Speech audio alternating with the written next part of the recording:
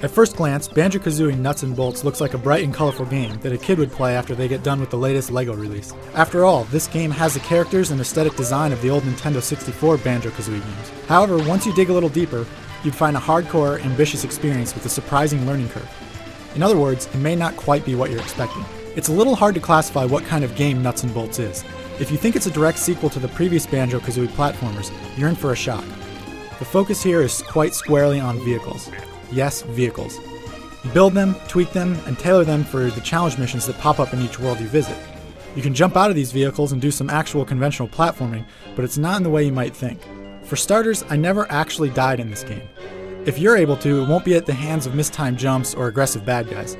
Instead, the platforming focuses on exploration and collecting a number of items in the hub world called Showdown Town.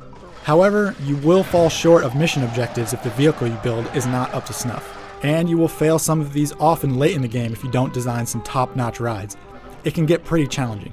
I actually like this dynamic, even though a lot of platforming purists will probably cry foul. The idea that the game just exists so that you can make creative things that accomplish goals in creative ways is an intriguing one. For example, getting a good distance on the long jump challenge can be achieved by using springs, or making a glider, or simply detonating your vehicle at the right moment to send Banjo flying.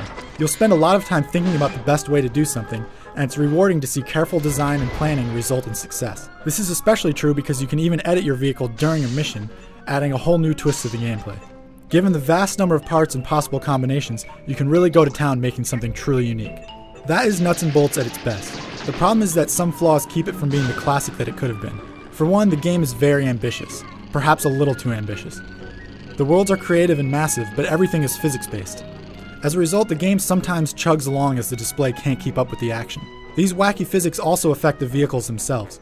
Once you put in the time to learn the powerful vehicle builder, it's quite easy to put something together. However, because of the physics, you'll also have to take into account how wheels are spaced, the weight distribution, the vehicle's power, if it will survive a crash, amongst many other things.